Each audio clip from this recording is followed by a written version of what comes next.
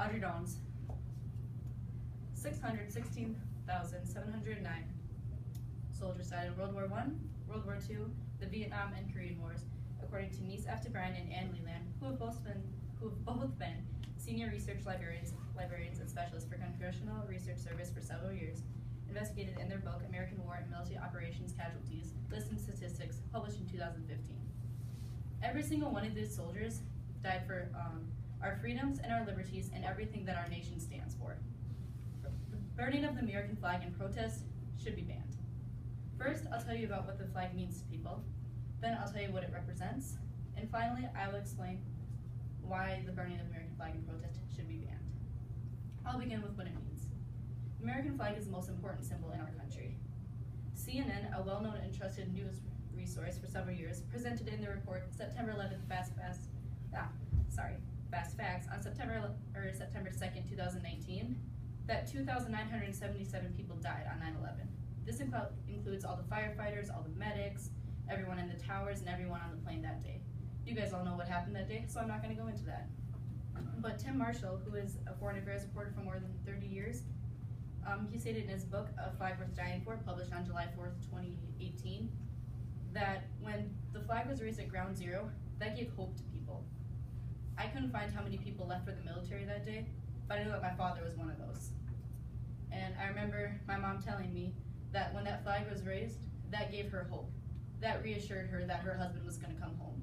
She was pregnant with my sister Naomi, and she had a 1-year-old at home, and that flag being raised meant to her and to my family and everybody else that everyone that had to leave that day was going to come home and that it was going to be okay.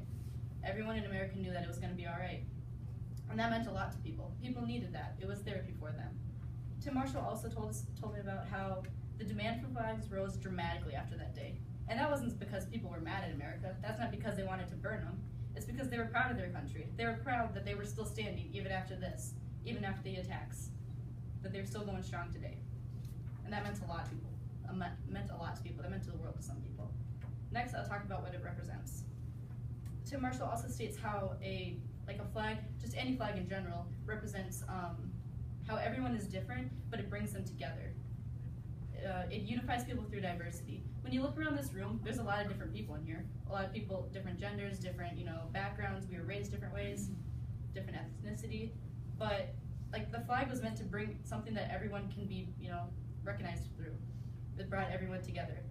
When I look at a flag, I think about all the sacrifices that people went through just so it should be raised, so that it's still standing there. I think about all the sacrifices that my dad had to go through. I think about all the sacrifices that I have 3 family members, 3 friends that I can think of right now that are going through sacrifices just so we can be sitting here today. That Francis Scott Key says that we're the land of the free and the home of the brave. I say that we're the land of the free because of the brave. And the flag represents all of those brave people and all the sacrifices that we've had to make our country better. Finally, I will tell you why the burning of the flag in protest should be banned. I'll start with this story for you. Karma Allen, who has a bachelor's degree in communication and media studies, explained in his ABC News report that a suspect arrested in the New York City Pride flag burning outside of a gay bar on July 9th, 2019. Now, the flag, he was charged with a hate crime. And the New York City governor said that they will not tolerate this despicable behavior in their city. So what I don't understand is why if you burn a gay pride flag, which that stands for a small amount of people in the country. But when you burn an American flag, that stands for everybody. That stands for everyone in this country. And I don't understand why you're allowed to burn that. That just doesn't make sense to me. When I think of American flag, I think of all the sacrifices that people made. When a soldier dies, they give the family American flag. And that's not because the flag looks pretty. It's because it represents everything that they went through to support us. Because right now, we all have education. In other countries, people don't have that.